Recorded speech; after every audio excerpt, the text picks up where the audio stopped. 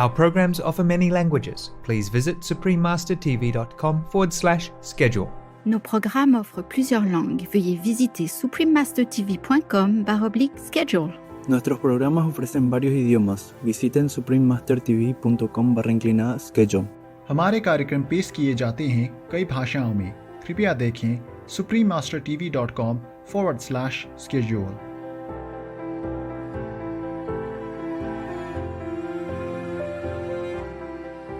After a serious car accident, Ms. Tricia Barker was taken to the hospital where she had a remarkable near-death experience. When I went into emergency spinal surgery, I lifted up out of my body and I saw my body on the operating table. And I have to tell you, I knew with absolute certainty that the spiritual form goes on. Our spirit, our soul continues on long after the body has deceased. Angels in the Operating Room, Tricia Barker's Near-Death Experience, Part 1 of 4. Continue watching to find out more.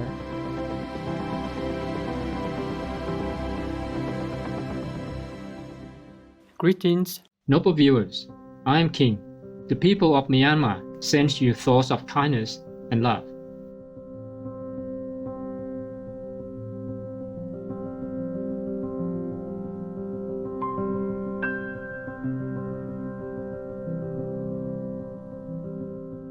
Welcome to part 1 of our 4-part series, Angels in the Operating Room, Tricia Barker's Near-Death Experience.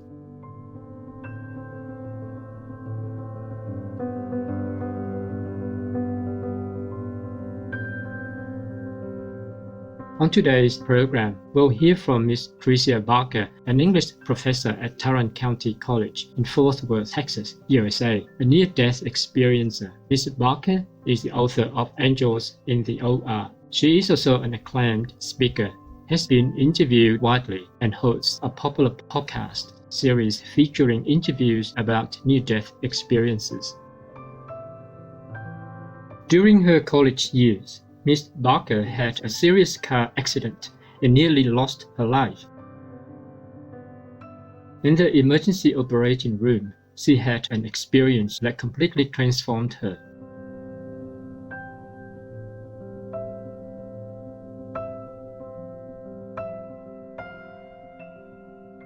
When I went into emergency spinal surgery, I lifted up out of my body and I saw my body on the operating table, and it was very bloody, and there was lots of blood on the operating table. The surgeons were busy at work.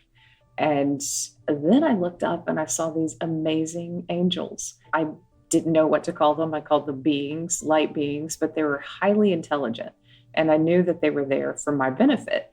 And I have to tell you, I was surprised by these angels. They were unusual. They were full of light, full of intelligence. And they said this one thing, they said, "Watch this." And they sent this light through the back of the surgeons into their hands. And my whole body filled up with this light. And I knew it was healing. I knew that I'd walk again. I knew that everything would be fine. Because going into surgery, I had lost feeling in one of my legs. And I was a bit afraid that I was not going to walk. And those angels assured me that I'd walk, I'd live a normal life, everything would be fine. And I had to wonder, did the surgeons know that these angels were working through them?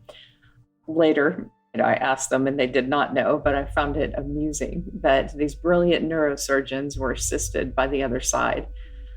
At some point, though, my heart stopped and I heard that beeping sound that signaled that my heart had stopped during surgery, and I knew that I was dead.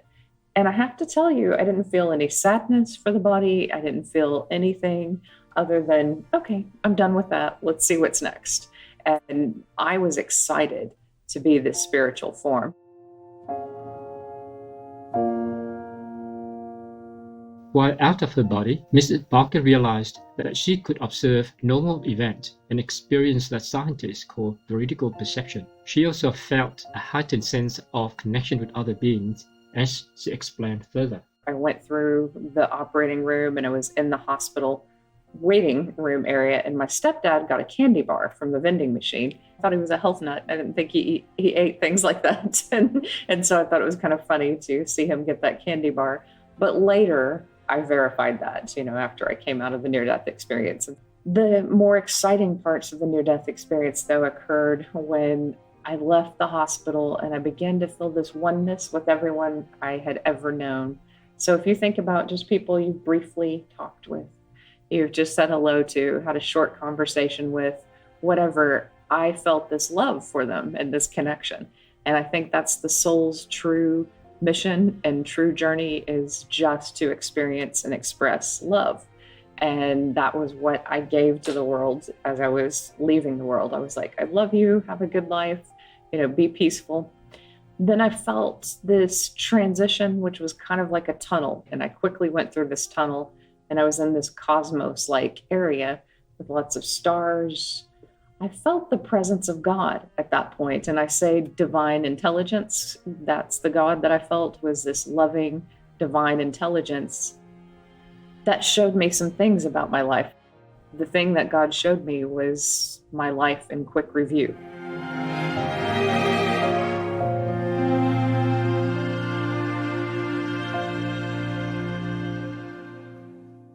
We'll take a moment now for an important message. We'll be back shortly. Please stay tuned to Supreme Master Television.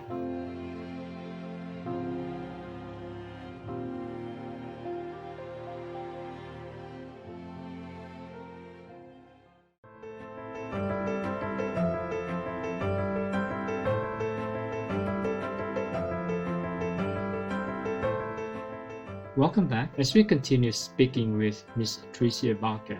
While in heaven, Ms. Barker learned many lessons, including a very important one.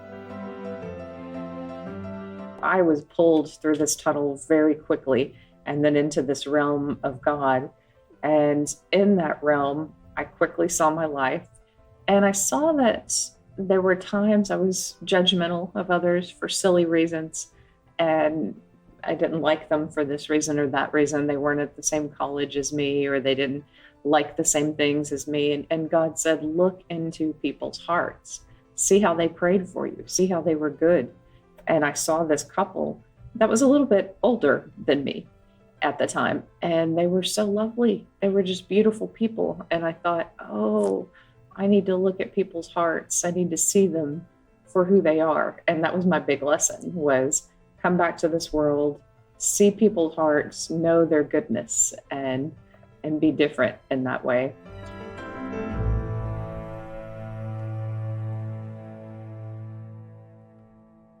Next, Ms. Barker shares her incredible experience communicating with God as she learned about her life's purpose. Then I transitioned into this beautiful realm, which looked like heaven or a holding place, one might say. The grass was greener than anything I'd ever seen. So here on earth, we have decay, we have death, we have the sun beats down on the grass too hard and it becomes brown. There it was perfect. It was just glowing with life and love. And this realm, I floated there, and I felt like a little child. I felt happy. I was beginning to hear these messages like, love is all that matters. And I thought, okay, love is all that matters. Remind them to go to nature and be like a little child. These were some messages that God thought they were important for me to remember. In this technological age, I think remind them to go to nature is more important than we realize. It's very important. But at that time, I just thought, okay, this is a beautiful place. My grandfather showed up at that time, and he was glowing too. He would look like he was in his 30s, maybe mid-30s. His skin glowed, his eyes glowed. He was full of love, and I felt comforted that he was there in that place with me. We spent some time together, and then he said, would you like to continue on? And when he said, do you want to continue on? I knew that meant go closer to God. And my soul just leapt forward and rushed toward God, because God was so magnetic. I knew that I belonged there. I knew that that was my true home, that everything that had happened on earth before didn't matter. Any pain, any sadness, any sickness, none of it mattered in that presence of God. It was all love, all beauty. I could feel people's prayers trying to pull me back. And I remember thinking, no, I could feel all their thoughts and what they were saying. And I was like, okay, that's beautiful, but there's God. I've got to keep going. And as I was flying toward this love of God, I didn't want to return. I did not want to return to this body. I did not want to come back or continue. But at some point there was a barrier, and I felt everything is communicated telepathically. So there's not real words, but it kind of boomed in me, this idea of God, this voice of God. And in that moment, I realized, oh, hey, I've got to stop. And there was a barrier. And God said, look down. And there was this river. And I knew this river represented this river of life. And there were souls. And some of the souls were light-filled. And some of them had a cover over them, which was like a darkness. And that darkness I knew was just fear. And I saw that I had to be a teacher. And I had to return. And I had to teach others to live in love and not in fear. And I saw that I was going to do that in a public school and college setting. And I remember thinking, oh, no, God, no, I don't want to be a teacher. That's not what I want to do. And God just kind of laughed. And then I felt this wind kind of again pull me against my will back toward my body.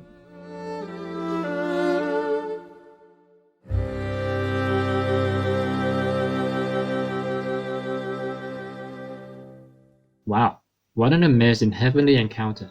We thank Ms. Tricia Barker for sharing her precious out-of-body experience with our viewers. For more information about Ms. Tricia Barker, please visit triciabarkernde.com.